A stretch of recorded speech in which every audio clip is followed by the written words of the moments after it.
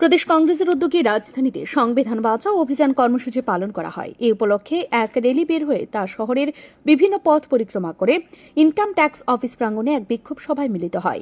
এই র্যালিতে নেতৃত্ব দিয়েছেন প্রদেশ কংগ্রেস সভাপতি আশিস কুমার সাহা, কংগ্রেস বিধায়ক সুদীপ রায় বর্মন সহ দলের অন্যান্য নেতৃত্ব। এই র্যালিতে ইনকাম ট্যাক্স অফিসের আগেই পুলিশ ব্যারিকেড তৈরি করে বাধা সৃষ্টি করেছিল, কিন্তু কংগ্রেস কর্মীরা সেই ব্যারিকেড ভেঙে ইনকাম ট্যাক্স অফিসের সামনে এসে হাজির হয়। পুলিশের ব্যর্থতার কারণেই কংগ্রেস কর্মীরা অনায়াসে ব্যারিকেড ভেঙে ফেলেছে। ব্যারিকেড ভাঙার আগেই শুরু হয়ে যায় পুলিশের সঙ্গে কংগ্রেস কর্মীদের ধস্তাধস্তি। যখন ব্যারিকেড ভেঙে ফেলে তখন পুলিশ কর্মীরা যে যার মতো করে দৌড়ে পালাতে থাকে। কংগ্রেস এই রাজ্যে 1993 সালের পর থেকে ক্ষমতার বাইরে রয়েছে। এই দল থেকেই নেতাকর্মীরা 2018 সালে বিধানসভা নির্বাচনে বিজেপিকে রাজ্যের ক্ষমতায় প্রতিষ্ঠা করেন। বিজেপির মন্ত্রিসভাতেও কংগ্রেসের প্রাক্তন নেতারা রয়েছেন। একসময় তারাই ছিলেন প্রদেশ কংগ্রেসের তাত্ত্বিক নেতা।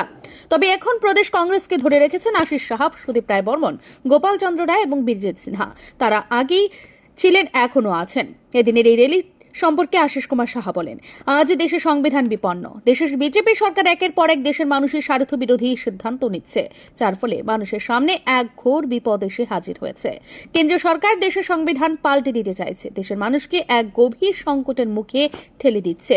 একের পর এক দেশের মানুষের স্বার্থ বিরোধী বিল সংসদে পাশ করিয়ে নিচ্ছে, দেশকে বিদেশের মাটিতে হেয় প্রতিপন্ন করছে। ভারতের টাকার মান দিনের পর দিন হ্রাস পাচ্ছে, দেশের জিডিপি হ্রাস পাচ্ছে, সর্বোপরি দেশের উন্নয়ন ব্যাহত হচ্ছে। জাতপাত নিয়ে দেশের মানুষের মধ্যে একটা বিভেদ সৃষ্টি করে সারা দেশের মধ্যে একটা অস্থির পরিবেশ কায়েম করেছে বিজেপি এবং আরএসএস। সমস্ত রাজ্যে 27 থেকে 30 এপ্রিলের মধ্যে সংবিধান বাঁচাও অভিযান, এই অভিযান ত্রিপুরা রাজ্যে আজকে আমরা প্রদেশ কংগ্রেসের পক্ষ থেকে প্রেস ক্লাব থেকে বেরিয়ে ইনকাম ট্যাক্স অফিসের সামনে এক বিক্ষোভ কর্মসূচির মাধ্যমে আমরা সংগঠিত করতে চেয়েছি। রাজ্যের বিভিন্ন জেলা থেকে, ব্লক থেকে আমাদের প্রতিনিধিরা এসেছে। মূলত দেশের সংবিধান আজকে বিপন্ন।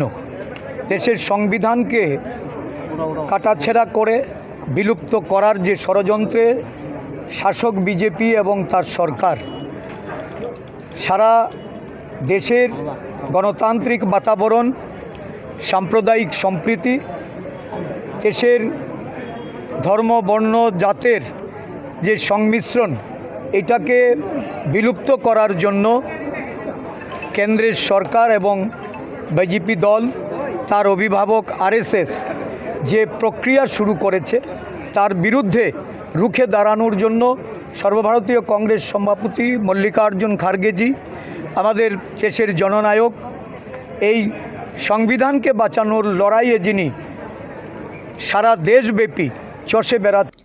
সংবিধান বাঁচাও র্যালিতে কর্মচারী নেতা শান্তিরঞ্জন দেবনাথ সহ যুব কংগ্রেস ও মহিলা কংগ্রেসের নেতাকর্মীরা অংশগ্রহণ করেছেন।